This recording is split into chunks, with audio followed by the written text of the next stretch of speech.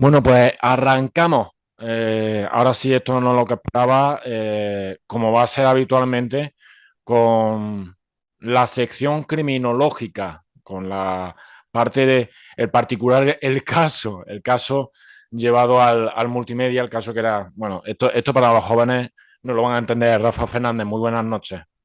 Muy buenas noches, Rafa, ¿qué tal?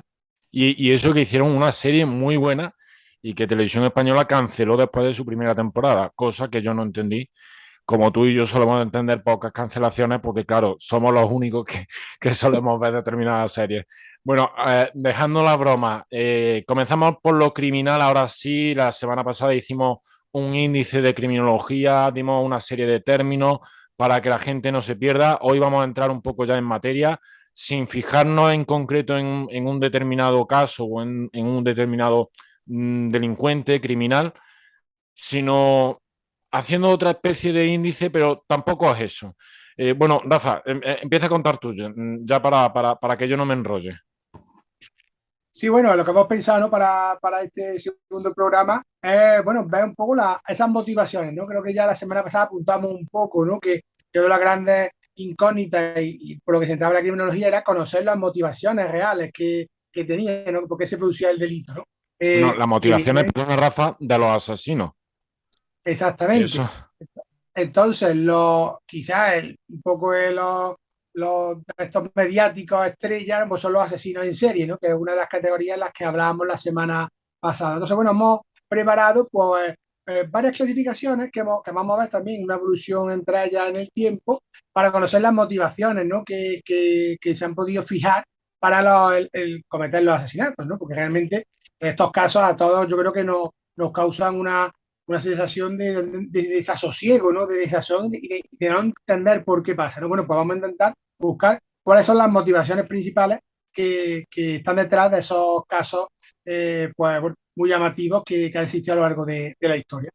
como muy bien dices, los casos generan desasosiego. Cuando intentamos encontrar explicación, nos damos de bruces con estas motivaciones, porque gracias a Dios se comenzó a hacer un estudio de perfiles, de psicológico y demás. Ya entraremos un poco en eso si nos da tiempo. Lo cierto es que las motivaciones nos permiten saber por qué el asesino en serie mata. Esto es una reflexión mía, pero en realidad no nos aporta la explicación, ¿no? Al final seguimos sin entenderlo. Rafa, vamos a empezar, si no me equivoco, con una teoría o una clasificación, un informe del año 88, ¿no? Sí, he seguido bueno, una nota, ¿no? De la Federación Internacional de Criminología y Criminalística, que bueno, tiene perfiles en redes, si alguien está interesado pues puede seguir sus publicaciones. Y bueno, hay varias, ¿no? Clasificaciones que se han hecho, pero bueno, yo he seleccionado dos, un poco separadas en el tiempo, por eso, ¿no? Para ver las diferentes clasificaciones que se hacían de los asesinos, ¿no? Entonces, por ejemplo, hemos seguido una de 1988 de Holmes y de Berger, que establecía cuatro categorías, digamos, principales de asesinos, digamos, por su motivación, ¿no? Entonces, por ejemplo, la primera de ellas era el asesino visionario, ¿vale? Digamos que quizás esto es para el común de los mortales el que diríamos, este hombre es un loco, ¿no? Que es el típico loco, ¿no? Que después ya matizamos, ¿no? Que eso muchas veces hay que explicarlo mucho, ¿no? Pero bueno, si es esa persona que tiene visiones irreales, que escucha voces, que a vos mata por brotes psicóticos, ese tipo de asesino, pues sería el asesino visionario, ¿no? El que tiene esas visiones. Un poco, un poco, Caso, un poco el Jack Torrance, para que la gente se haga una idea, el Jack Torrance del Resplandor de Stephen King, sobre todo de Stanley Kubrick en el cine, Jack Nicholson. eso es. Digamos que son como que ellos escuchan voces que les incitan a matar. Voy a ponerte dos ejemplos y claro, si lo intentamos analizar, claro, nos parece una cosa tan ridícula y absurda que claro, esto es lo que te digo, nos causa desasosiego porque no nos convence, ¿no? Pero por ejemplo, todos los casos que te he buscado son el hijo de Sam, David Berkowitz, por ejemplo, un caso muy conocido, ¿no? Que es verdad que este caso, ahora entraré en comentarte alguna polémica que tiene, pero bueno, en realidad él decía que mataba por orden de Satanás directamente. Era un asesino que, bueno, normalmente buscaba vehículos, ¿no? y a parejas y atacaba directamente contra ellas, ¿no? O el caso, por ejemplo, de Helbert Mullin, que fíjate que este caso incluso es más llamativo, que bueno, sucedió en California y era una persona que creía que si no mataba iba a producirse un terremoto en California que iba a hacer desaparecer la ciudad. Entonces, mientras estaba la guerra de Vietnam, él mismo se decía, bueno, no hace falta porque ese número de bajas que Se está está produciendo produciendo sobre el la comunidad. sacrificio. Exactamente. Sin embargo, cuando acabó, pues él vio que él tenía esa necesidad de hacerlo para que no llegara ese terremoto, ¿no? Fíjate qué explicación que vamos podemos decir, bueno, esto es peregrino, ¿no? Pero sin embargo es la motivación que se pudo encontrar, ¿no? Lo que te comentaba del hijo de Sam es que es verdad que es un caso un poco de intríngulo y tal, porque imagino que conoces, ¿no? Que se habla como teoría de que pudiera haber en realidad varios hijos de Sam en el sentido de que a él llegó a comentar en una segunda confesión que realmente él pertenecía a una secta satánica y que algunos de sus asesinatos que se atribuyó en primera instancia, pues que pueden ser de otros miembros de esa secta Eso. satánica. Y eso es verdad que algunos investigadores pues, bueno, le han dado cierta credibilidad, ¿no? Pero bueno, eso es, digamos, el asesino visionario, ¿no? Después, el Los caso hijos de 2, Sam, perdona Rafa, hay una serie documental en Netflix, vamos a hacer publicidad, esto no lo pagan, pero bueno, hay que recomendar también que la gente vea cosas si le interesan. Yo no he llegado a verla, siempre me ha llamado la atención, pero no he llegado a verla. Los hijos de Sam, de hecho esta tarde bueno, ayer cuando me pasaba un poco el guión o la escaleta de cuáles iban a ser los nombres, me extrañaba que fuera el hijo de Sam porque no recordaba a Berkovich como tal, sino lo que tú hablas, ¿no? El grupo. Y otra cosa curiosa, Rafa, si no me equivoco, no era que se lo diera a Satanás, es que creo que Satanás había poseído al perro del vecino y a través de él, o sea, si en algún momento ven que yo me hago mueca de sonrisa, no es gracioso. Lo que pasa que claro, con la distancia y con el tiempo, dices, bueno, son muy peregrinas estas cosas, ¿no? Continúa, Rafa, continúa, perdona. sí, sí, no, es totalmente correcto. Yo te he dicho un poco, he simplificado en el tema de Satanás, pero sí, la explicación concreta era que sí, que un perro del vecino era el que en él se había, digamos, presentado el demonio y era el que le había dado esa. Y es verdad, ¿no? Que muchas veces nos causa mejor esa cierta hilaridad o esa complicidad también que tenemos tú y yo de mucho tiempo. Pero sí es verdad, hombre, que esto es verdad que son temas serios y que no es para tomárselo a broma. Desde Sí, es luego. un poco, la broma es la explicación que se da, ¿no? Evidentemente, el crimen, pues, y por eso tiene evidentemente el castigo que tienen todo este tipo de asesinos, ¿no? Porque las explicaciones muchas veces, pues eso ya digo, está en el capítulo de los peregrinos. Después, la segunda categoría que dan Holmes y de Burger es el asesino misionero, ¿vale? En este caso no hay una alucinación, no hay un brote psicótico, no, es que el asesino siente que tiene una misión que normalmente está dirigida contra un colectivo concreto de drogadictos, de mendigos, de prostitutas, etcétera, ¿no? Un caso que, por ejemplo, yo creo que podríamos meter en este caso es del caso de Gary Ridgway, ¿no? El asesino de Green River, ¿no? Que ha llegado a decir que quería matar a cuantas más prostitutas y mujeres pudiera, ¿no? Hasta que le capturaran. Creo que la cifra se quedó, fíjate, qué auténtica barbaridad, en casi medio centenar. Y por cierto, que es un caso que a él se declaró culpable en el juicio, ¿no? Hay unas imágenes muy famosas, ¿no? Del juicio en el que van diciendo toda la lista de nombres y él va diciendo guilty, culpable, ¿no? De todos los casos, ¿no? Y bueno, en este caso, ahí centramos en lo de que esto no es una persona, no es un loco, este hombre se le ha ido la cabeza, no. Un hombre que sabía perfectamente lo que hacía y simplemente pues sentía que tenía esa misión, ¿no? Aquí también te he puesto que quizás uno de los primeros asesinos mediáticos, ¿no? De los que se habla del el destripador, ¿no? Que es verdad que es un caso con muchísimas claroscuros, ¿no? Porque también se ha hablado de muchísimas teorías, posibilidades de eso también de que hubiera varios Jack el Destripador, pero sí es verdad que también fue unos crímenes del año, fíjate, de 1880 creo que eran más o menos, también contra prostitutas, y bueno, que fueron también bueno, por ese mismo colectivo, ¿no? Que evidentemente pues, ha sufrido mucho, ¿no? La auténtica barbarie de estos asesinos en serie. De Gary Redway, perdón por mi inglés, tú fíjate el dato, lo has dicho bien, cerca de medio centenar, 49 mujeres son las que, bueno, de las que se le declararon culpable, ¿no? De las que por las que se le culpabilizó.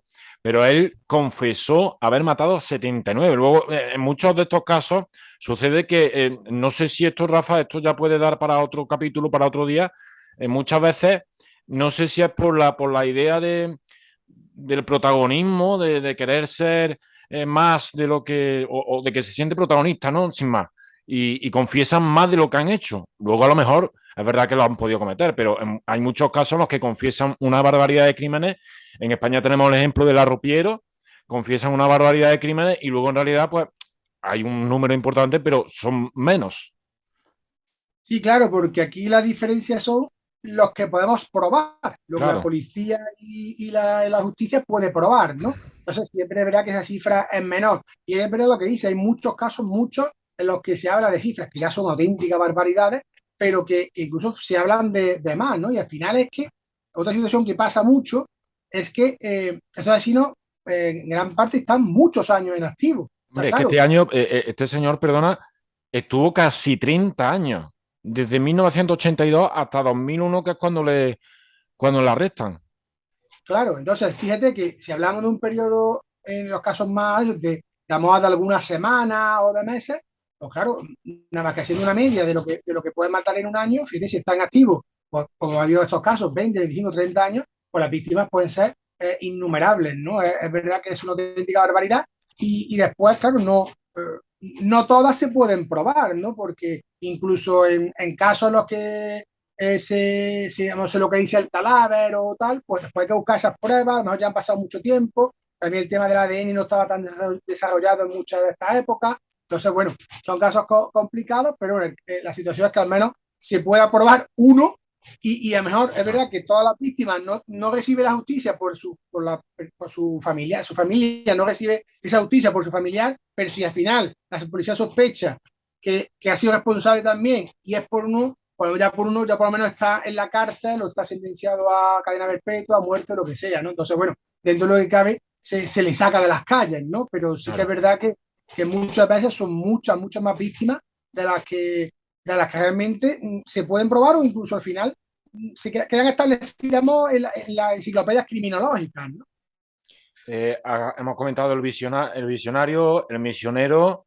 Seguimos con el informe de Holmes o la clasificación de Holmes y de Berger del 88.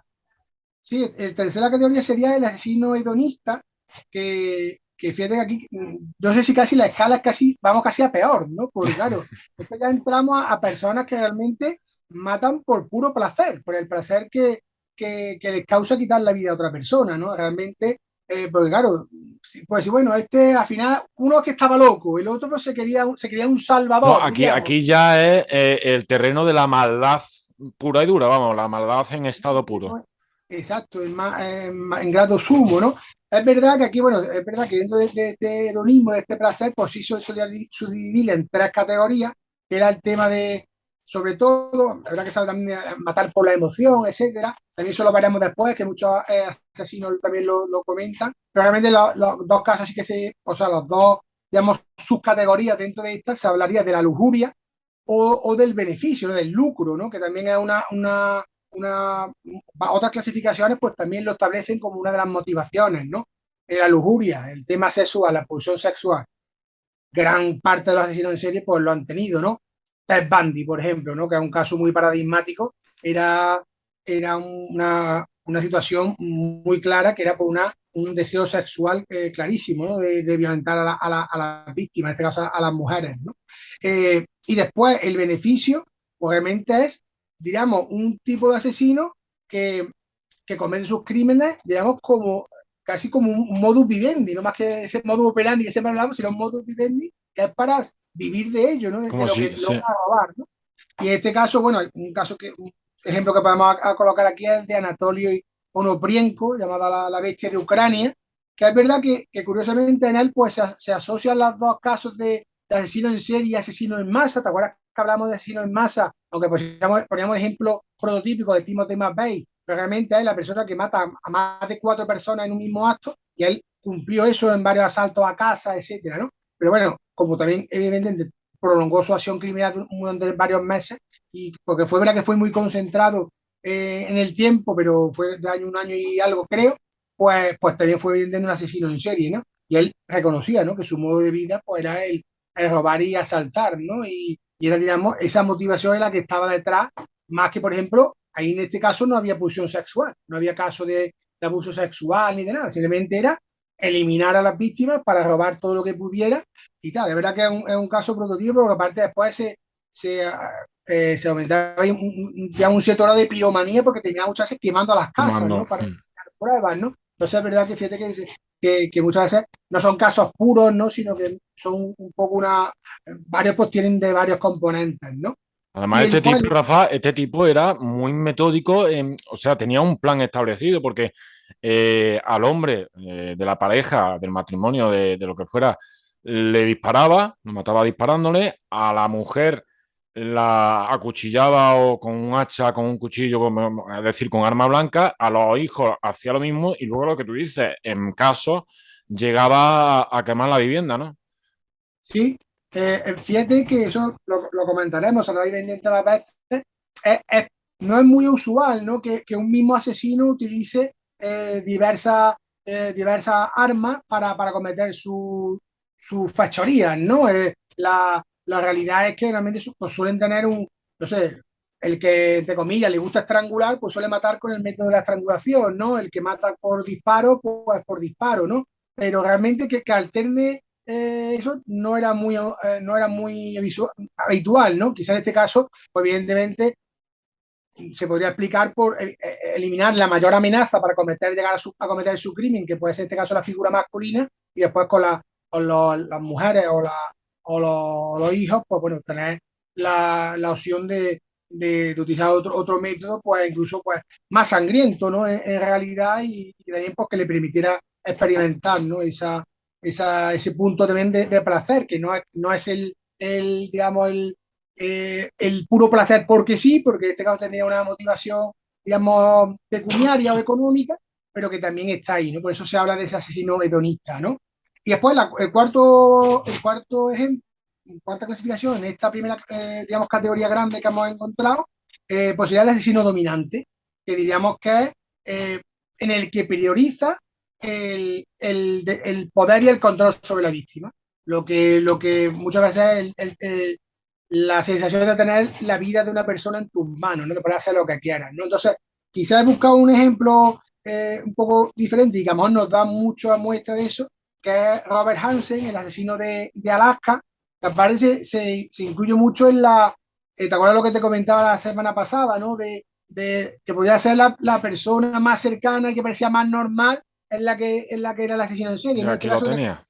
creo que era el panadero, ¿no? De Sí, la el localidad. panadero carnicero le llamaban.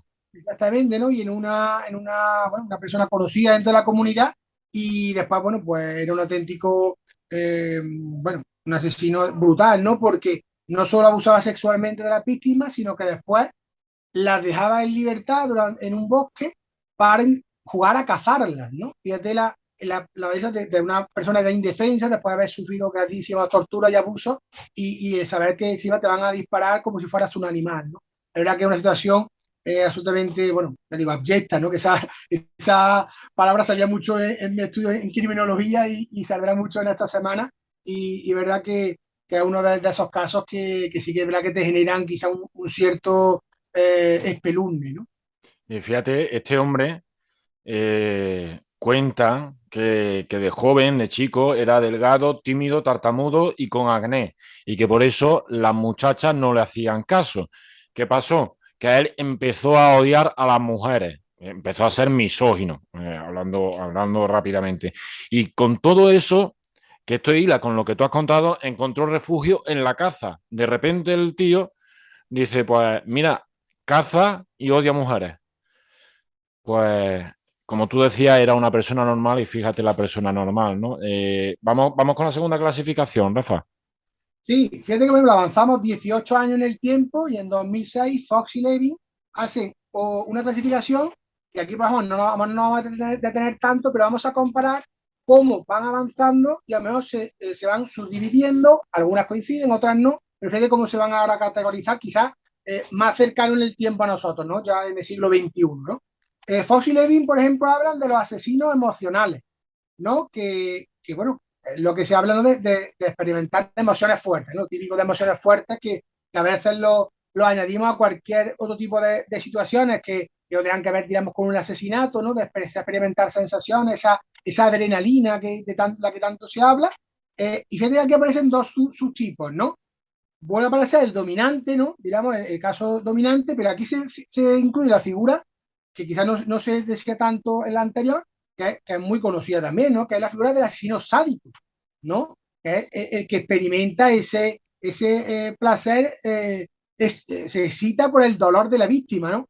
Un caso prototipo que todo el mundo va a conocer seguramente, el de Andrés Chikatilo, la bestia de Rostov, ¿no?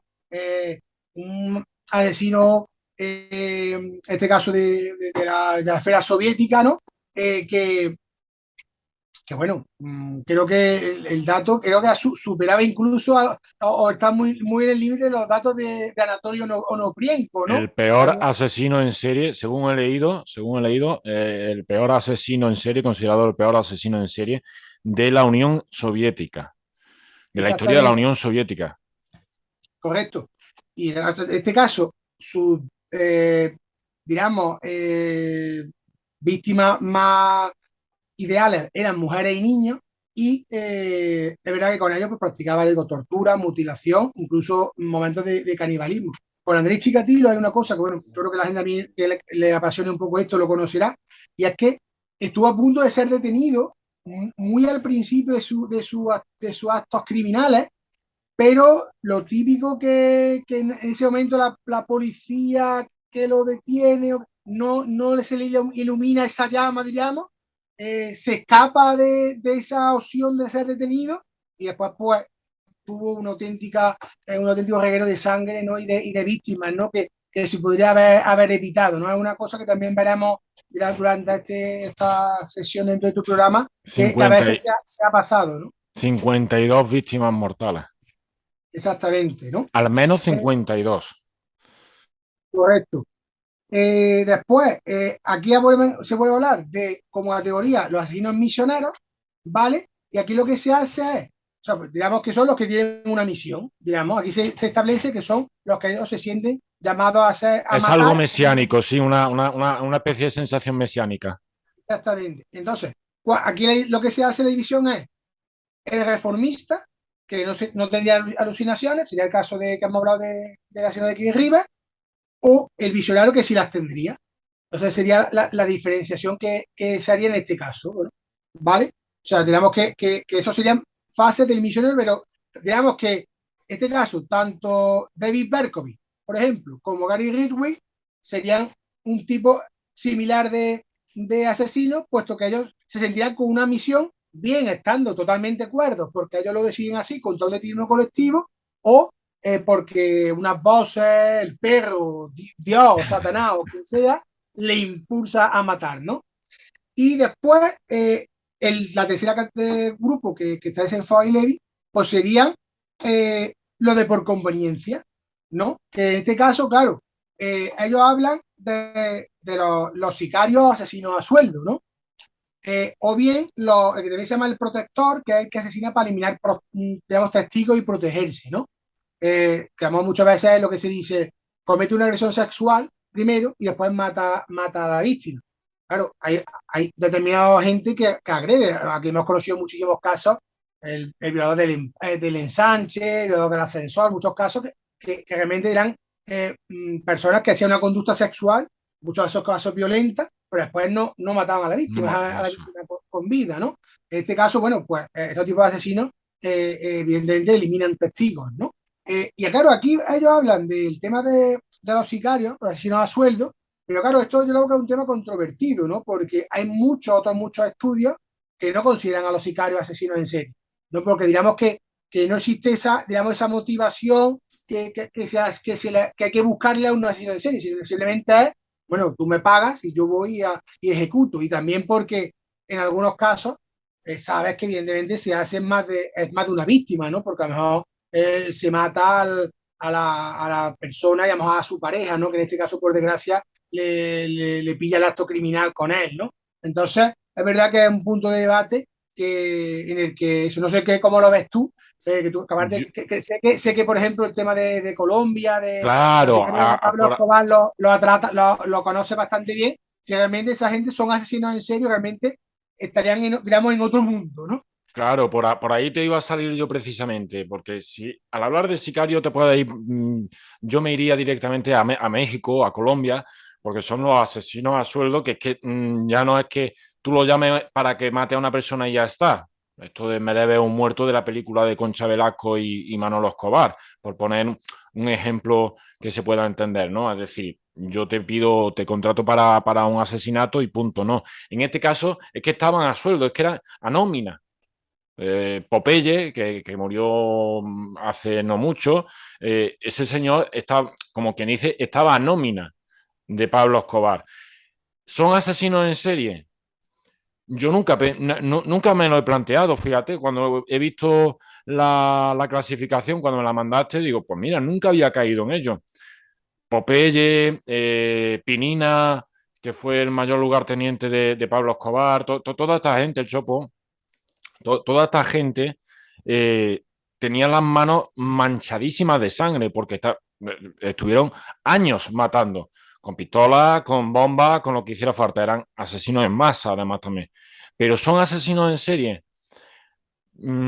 Es que yo los distingo, sinceramente, como tú bien dices, los pondría en un compartimento estanco, ¿no? A este tipo de sicariato, ¿no?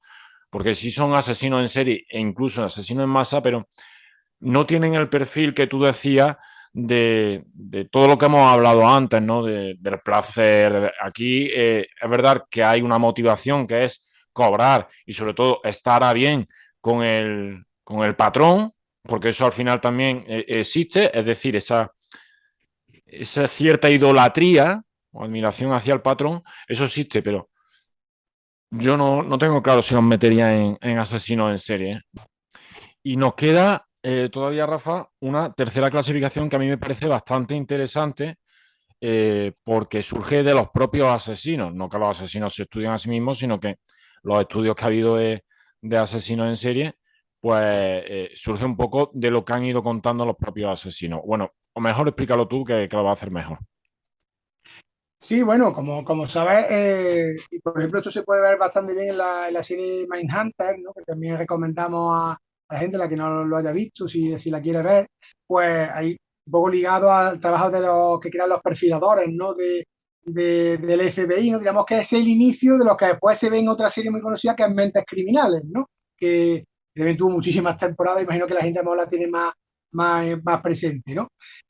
Entonces, ellos esos primeros investigadores del FBI que logran crear lo que se llama la unidad de análisis de conducta, pues al final, digamos que ellos empezaron a ver como claro, hablar con los asesinos. ¿Qué nos cuentan los asesinos de por qué matan? ¿no? Claro, Es una de las, directamente preguntémoslo a ellos, ¿no? En principio parecía una idea un poco descabellada, pero después van consiguiendo apoyo y fíjate a dónde ha llegado eso y también yo creo que la gran labor ¿no? que eso ha generado después ¿no? para conocer las conductas criminales y en algunos casos pues poder atrapar a los asesinos, evitar que sigan matando, ¿no?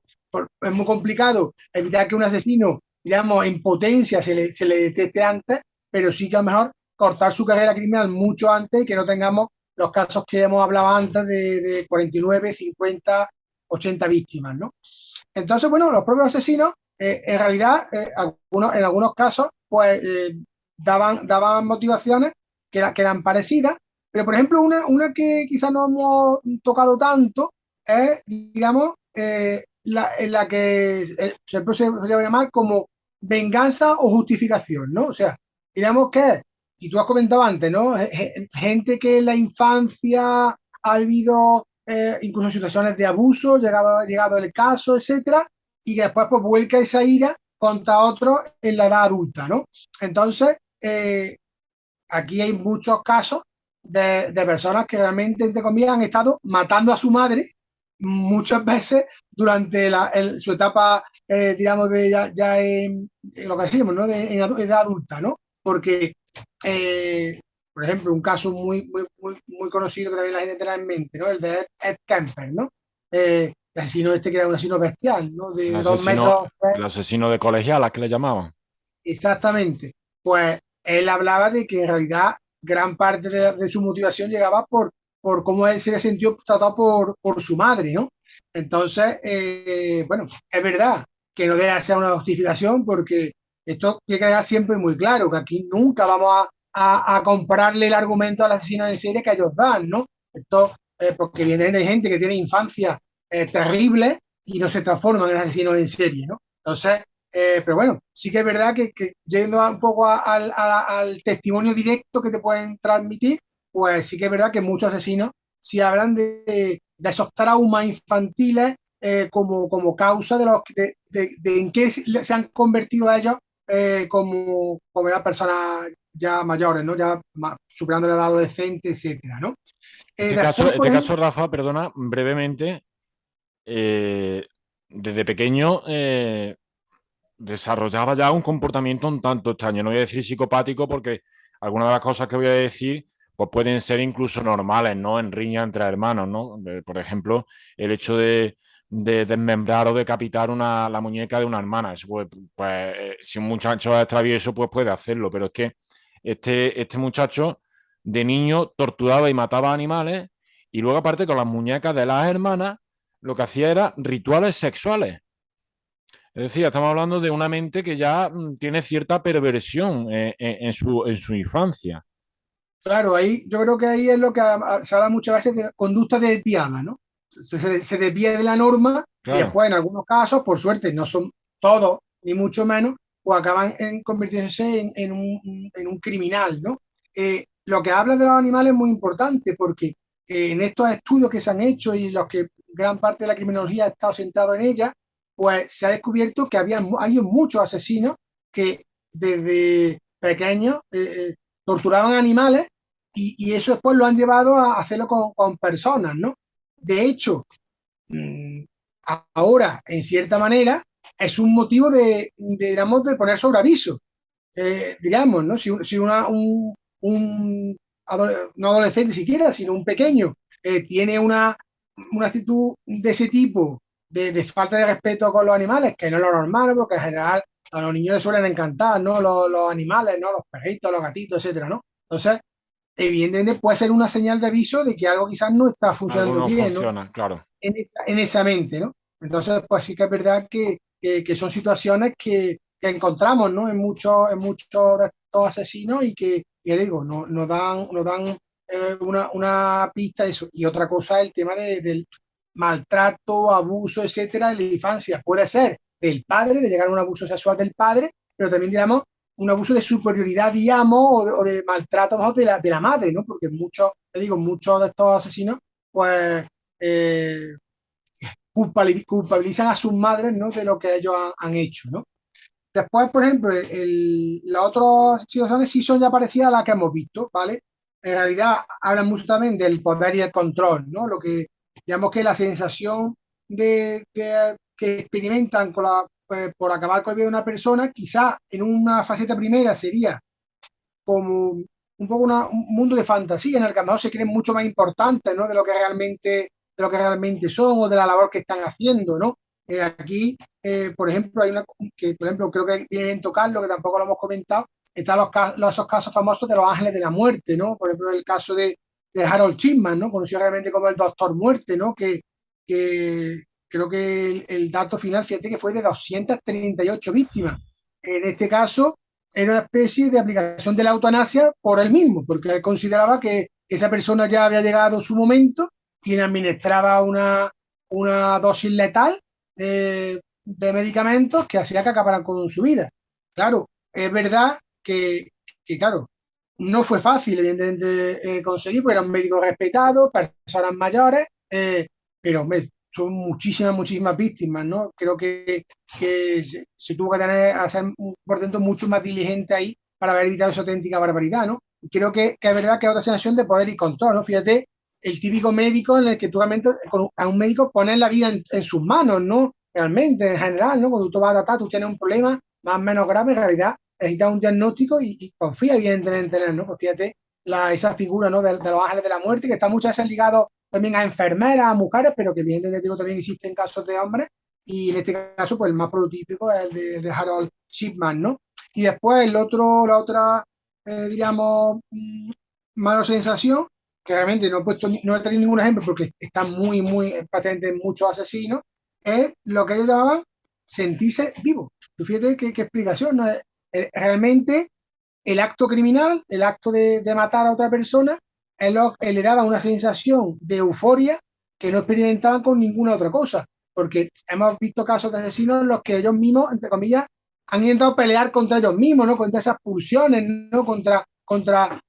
Digamos, sé que estoy haciendo un acto, ¿no? En este caso sí porque te digo, muchas veces hay un conocimiento claro de que se está cometiendo un ilícito penal, ¿no? Y criminal. Pero claro, esa sensación y esa euforia no la encontraron nada más que matando, con lo cual, por mucho que vamos a intentar calmarla, pues llega un momento en que tienen que volver a experimentarla, ¿no? O sea, muchos asesinos pues daban también esa motivación, ¿no? Simplemente una vida vacía, una vida que digamos, o era quizás el bibliotecario o el farmacéutico o tal, de una vida rutinaria, pues la transformaban, ¿no? Pues de la peor manera, ¿no? Arrebatando la vida de otras muchas personas. La verdad, Rafa, es que está muy curioso esto que hemos hecho hoy, porque yo no tenía este concepto de motivaciones, estas clasificaciones. Yo siempre he pensado pues, que estas motivaciones existían realmente, ¿no? Pero no tenía tan claro que hubiera una categorización tan exacta, y cuando digo exacta es porque ha habido muchos estudios distintos, tú has traído desde el 88 y el 2006, eso va en progreso continuamente y, y la verdad es que me parece bastante interesante. Y yo voy a insistir en una idea que tú has lanzado antes, ¿no? Que hablemos de motivaciones no significa que estemos justificando, porque puede llevarse a malos entendidos, ¿no? Hablamos de lo que se supone que es la causa, o hablando coloquialmente, que es el chispazo que tiene en la cabeza cada asesino en serie para ser un asesino en serie. Ahora bien, cualquier motivación es injustificable en cuanto al fin, porque el fin es el mismo, matar a muchísimas personas. Creo, Rafa, que a mí me ha sabido muy poco con algunos de los personajes que hemos hablado hoy. Creo que le vamos a tener que dedicar algún programa a alguno de ellos, Sí, porque, sí, quería comentarte, claro, que también para la gente que nos siga en esta sección, nosotros vamos a ir apuntando nombres que también permiten que la persona que esté interesada pueda ampliar información, claro, porque en todos los casos, algunos quizás sean menos conocidos y a lo mejor les sorprendan más, otros pues siempre vamos a estar bien refrescarlo, pero claro, quizás más que meternos en un detalle pero claro, en cuanto a entrar en un caso mucho, prácticamente tienes que meterte en detalles que quizás son escabrosos y que al final tampoco van a aportar gran cosa a la audiencia. Yo creo que quizás es mejor pues ir viendo ciertas, digamos, grandes rasgos, aunque evidentemente habrá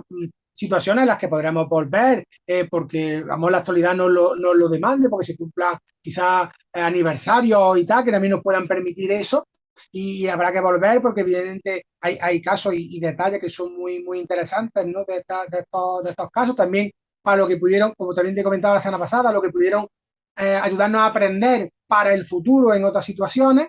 Pero bueno, sí que creo que es interesante pues, buscar, digamos, un dibujo general y que después pues, las personas que les interese pues, puedan profundizar y evidentemente pues tienen nuestro contacto y tal para que si están interesados pues les podamos eh, recomendar algún tipo de ampliación, pero bueno, en general, hoy en el día, en el mundo de Internet, pues gracias a Dios es una de las cosas positivas que tiene, que hay mucha información disponible para que cada uno en lo que esté más interesado pues pueda ampliarlo. correcto. Pues vamos a cerrar, pero no vamos a cerrar. Nos vamos unos segunditos porque Rafa Fernández quiere hacer un pequeño anejo al primer programa, lo que contamos en el primer programa, porque hubieron unos detallitos, pues no, que nosotros somos perfeccionistas y queremos terminar de aclararlo.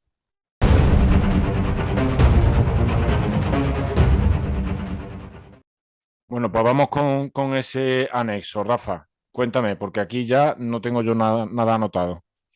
Sí, mira, el primer programa me preguntaba por los, hablamos de las eximente, de los atenuantes y me preguntaba por los agravantes, ¿no? Yo en ese momento entendí realmente como me estaba repreguntando, yo te respondí por lo que habíamos hablado del asesinato, que evidentemente son los agravantes que comentamos en ese instante, ¿no? El tema hablamos de la alevosía, ¿te acuerdas que hablamos del ensañamiento y el precio, recompensa o promesa, que es lo que está en la figura del asesinato, ¿no? Como, digamos, como tipo agravado del homicidio.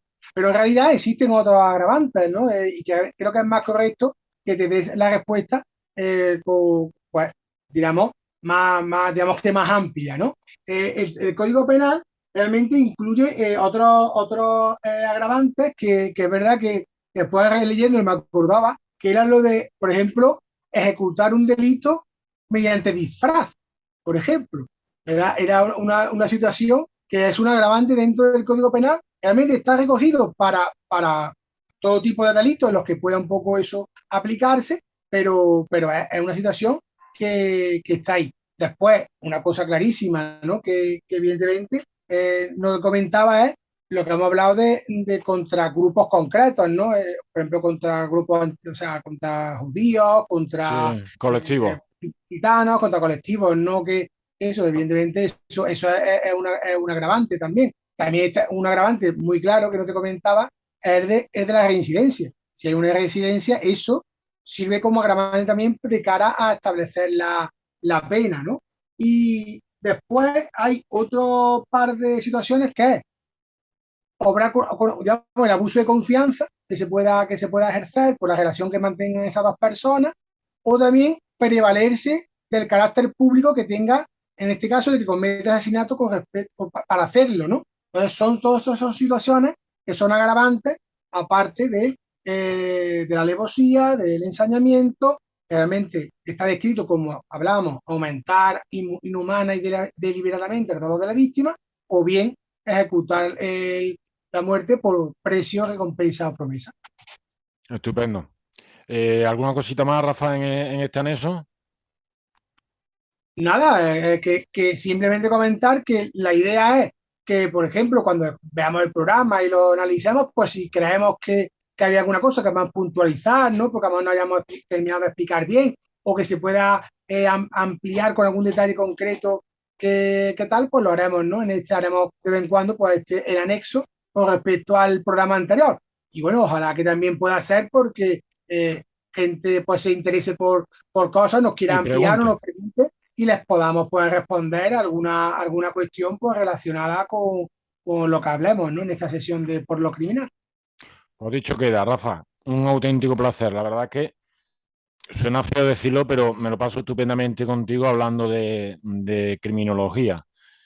Suena muy feo decirlo porque hablamos de cosas muy, muy chungas para que no entiendan los jóvenes, pero la verdad es que cuando se hace de forma didáctica, como tú lo haces, se hace entretenido. Si te gusta el tema, como en mi caso, pues al final, y con la confianza que tenemos nosotros ya establecida también en esta materia, al final que se entienda, te diviertes porque estás hablando de algo que te gusta y si eres novato, profano en la materia, pues al final yo creo que la gente le terminará interesando.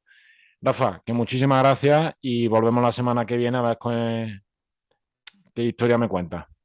Pues volveremos y es fácil. ¿Qué has podido echar en falta en esos ejemplos que te he puesto de asesinos de todas estas categorías? Yo he nombrado a uno y me parece que nos ha faltado un poco de españolizar. Pues ahí tienes la clave, la que entraremos la próxima semana, en la que, aprovechando un poco, íbamos construyendo, ¿no? Primero dimos unos conceptos, ahora hemos hablado de esas motivaciones, bueno, pues ahora las veremos aplicadas a casos españoles y también pues, nos permitirá, pues, dar detalles, ¿no? También sobre esos casos que también, pues, son importantes y que son conocidos, pero bueno, más, digamos que nos han tocado más de cerca y también, pues eso nos permitirá conocer pues, cómo se mata en España, ¿no? La crónica negra española. Exactamente, porque es verdad que se habla en su momento, ¿no? De que España no es uno de los países de mayor índice de criminalidad, etcétera, pero sí que ha habido casos que han sido auténticamente pues, desgarradores, ¿no? Para siempre, evidentemente, para las víctimas y para su familia, pero sí para también toda persona que que pues sí, tenga un poco tenga sentimiento y una mínima empatía. Totalmente. Por lo dicho, Rafa, nos vemos la semana que viene. Muchas gracias. Un placer, Rafa. Un abrazo.